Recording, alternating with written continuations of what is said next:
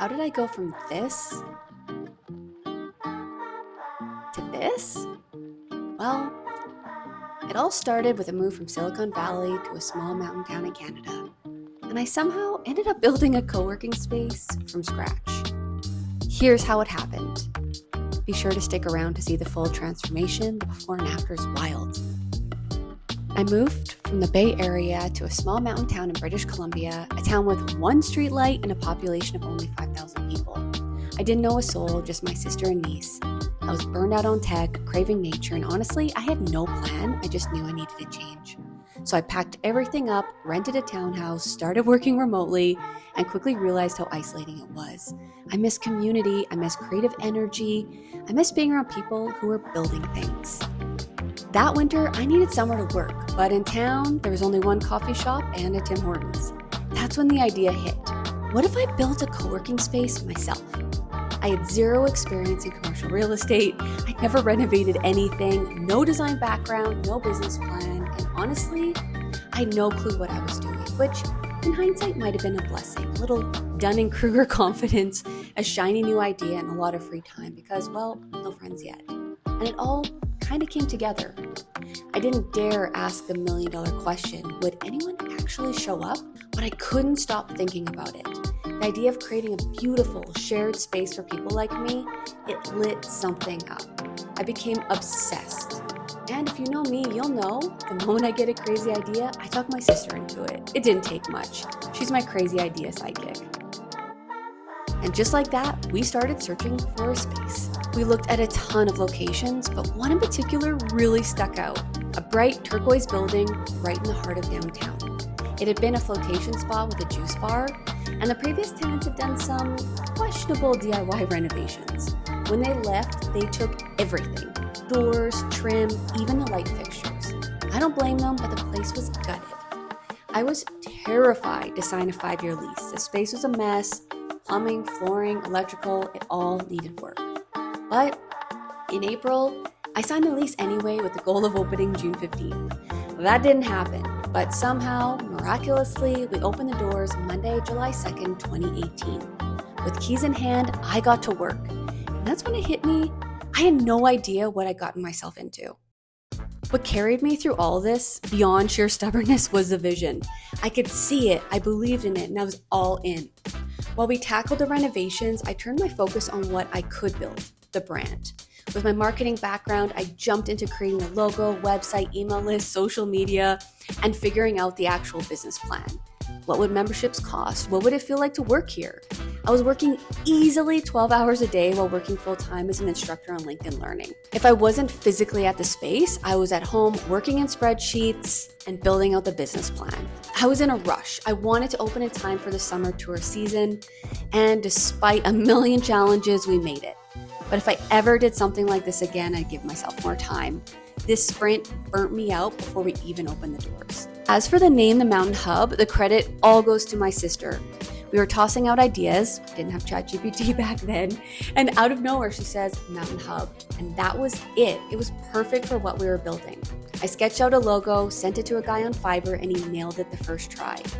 With the name and logo locked in, I ordered a bunch of branded swag, and let me tell you, those t-shirts were a hit. I did a lot of research on co-working spaces, not just how they looked, but how they felt. I'd sit in the empty space for hours, just imagining what I wanted it to become. Where would the desks go? How did the natural light change during the day? Where would I want to work? And slowly a vision formed. The front would be a mix of hot desks. These are desks that you rent by the hour, and dedicated desks for monthly members. I pictured a little lounge area, a communal kitchen, and a printer station.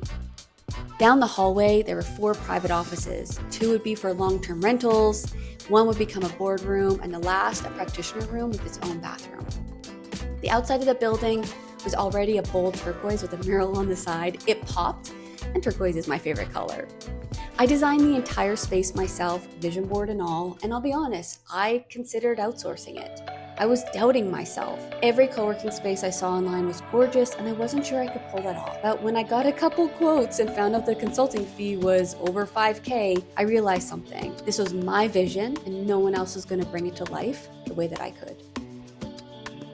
The first step, demolition, and wow, it was hard. I knew the space was rough, but despite that, I've been seeing it through rose-colored glasses. Once I had the keys in hand, I started noticing the real issues. The previous tenants had done their own renovations and not exactly by the book. They'd taken almost everything with them: doors, trim, even the lighting fixtures. There's plumbing to fix, electrical work, uneven floors, damaged drywall. And here's something I didn't know until I was knee-deep in rubble. When you demo a commercial space, you have to pay to dispose of all the materials. Turns out concrete's really heavy. The costs started adding up fast and the hours even faster. This wasn't just a fun creative project anymore.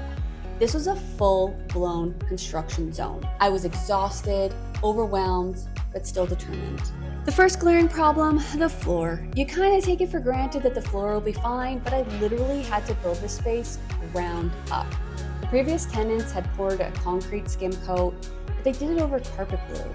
It was peeling up in chunks. I could literally pick it off with my fingernail. So I rented a scraper and got to work, but underneath, it was even worse. The rug glue was still stuck to the base layer and nothing would stick to it. So my dad and I rented a commercial diamond grinder and ground down the entire floor until we were back to smooth, raw concrete. We don't talk about this. We still avoid talking about this part of the project. It was honestly the most brutal part of the entire build. Once the grinding was done, I sealed the concrete and painted it a soft gray that played really well with the green walls. The hallway and back rooms, not worth the hassle, so I laid down vinyl sheet flooring for durability and easy cleanup. And in the private offices, I went with carpet, partly for noise reduction and partly because, let's be honest, it was cheaper. My mom has incredible design skills and she helped me a ton with choosing paint and finishes. I knew I didn't want anything too sterile or officey, no flat whites or gray on gray. For the front space, we picked Benjamin Moore's Tea Light, a soft, calming green that looked amazing next to the turquoise exterior and the white IKEA furniture. I got so many compliments on that color. It made the space feel fresh and creative without being overwhelming. In the offices, we kept things simple with warm gray beige on the walls and simply white on all the trim and baseboards. So much trim, filling, sanding, painting baseboards is now a core memory. Somewhere around this time, people started showing up to the space. I wasn't advertising, I wasn't open, but word had gotten out. Locals would poke their heads in and ask what's happening and start chatting about the space. I must have given half the town a tour during renovations. And honestly, it was encouraging. We even had a local photographer ask if she could use the space for a photo shoot. I was so embarrassed by the floor and they didn't even care. This is when I really started to believe that my crazy idea might work. The kitchen build might be my favorite part of the whole space, but getting there was a full-on journey. I decided to push a front wall back a few feet into one of the offices to make more room for the kitchen. It opened everything up and created this really welcoming communal space. I originally planned to do an IKEA kitchen, but the contractor I was working with flat out refused to assemble it, and that's fair. But his suggestion actually worked out even better. I found a cabinet supplier in Calgary that was clearing out a discontinued kitchen line, and it was exactly what I needed and fairly inexpensive. The only catch, it was already fully assembled. Great for install, a total nightmare to transport. It was so heavy, like deadlift it out of a truck heavy. But that's what dads are for, right? For the countertop, I used an arborite sheet that glued to plywood with a beautiful, clean trim edge. It looked way more high-end than it cost, and I loved how it turned out. I added a huge sink, a mini dishwasher, and a new fridge, worth every penny. I am super proud of how that kitchen came together. The hallway led to 4 250 square foot rooms, and I had big plans for them. I knew I wanted at least one to be a practitioner room, and I chose the one that had a bathroom attached. The others would be private offices, one of them later becoming a boardroom. But wow, those rooms were rough. These weren't just empty offices, they had been DIY float tanks. Basically, rooms with bathtubs full of salt water, sealed off with badly tiled walls and questionable plumbing. There was mildew, missing vents, and mold behind the walls. When we tried to take down the tile, the entire drywall sheet came off with it. Convenient? Maybe. Horrifying? Absolutely. Since the previous tenants had taken every single door and all the trim with them, I had to start completely from scratch. I wanted something that would bring light into the offices because the rooms didn't have windows. So I searched high and low and finally found the perfect solution: glass-paneled interior doors. I ordered them from Lowe's in Calgary, which is a 3.5-hour drive from where I am. And I arranged to pick them up myself because they wouldn't ship them to me. But when I arrived, the glass in the doors was shattered, like in pieces. Turns out that the pallet had tipped over during delivery, crushing several of the doors. Lowe's blamed Purolator, Purolator blamed Lowe's, and nobody took responsibility, and I never got reimbursed. I had to reorder and pay for replacements, and of course, it delayed everything. The worst part is I did end up having to open up the space without any office doors. But eventually they were installed, and they're still one of my favorite design elements in the entire space. I was on a tight budget, so I had to get really creative when it came to furniture. I signed up for Wayfair Professionals and got my own account manager. They always hooked me up with amazing deals and discounts, and the best part is that they shipped directly to my door in Invermere. A lot of the most complimented pieces, like the chairs and that bold purple couch, came from Wayfair. Everyone loved that purple couch.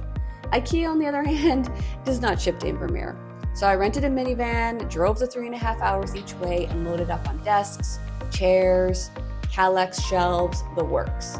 My sister and I spent entire days putting all the furniture and the desks together. I wish I had more photos and videos of this time. It was actually super fun spending this time with my sister. The previous business was called Do Nothing, which is exactly what their signage was doing for my brand. My sister, an absolute legend, climbed up with a long scraper and started chipping away at the glued-on sign. It took forever. Then we had to scrape the window lettering and the door decals too. I couldn't find any local signage company willing to take the job until one finally said yes and quoted me $800 for a basic aluminum panel with vinyl lettering. Having no choice, I got it made, measured it out, and prepped the install. My landlord, who also happened to be a painter, offered to help hang it. Super kind, right? Till I got a surprise invoice from him a few weeks later. Classic landlord plot twist. But despite all of that, it turned out amazing. A beautiful, crisp, modern sign that finally said, "Something's happening here." I love how that sign popped with a turquoise exterior. And of course, I couldn't stop there. I added succulents to the big window planters. And yes, I spent way too much money on them every year. They were, though, the unsung heroes of the Mountain Hub. They were by far the #1 reason people came in to check out the space, mainly to ask if they were real. Thanks, Mom, for helping me plant them every year. I was completely delusional to think that I could get everything done in 2 months. But after many long days and nights, last-minute scrambles, an empty bank account, and lots of tears, I officially opened the Mountain Hub on Monday, July 2nd, 2018. Here's my sister and I setting everything up. It was a process. And watching all of this back while creating this video, I am blown away at what we accomplished and also exhausted watching it all over again. Just before opening, my friend Samantha walked through the door and became my very first full-time member. She signed up almost immediately, and I'll never forget that moment. At first, people genuinely thought it was a gym or a juice bar or a plant store, but once they stepped inside, something clicked. And I kept hearing the same thing. I didn't know how much I needed this space until I got here. We hosted pop-ups, workshops, even birthday parties. My dad would come and work in the space when he was in town. It became more than just a place to work. It was truly a hub in every sense of the word. I never could have imagined the support, the friendship, the community, and the impact that we'd have. We stayed open for a few years, but then COVID hit, and some challenging landlord issues followed.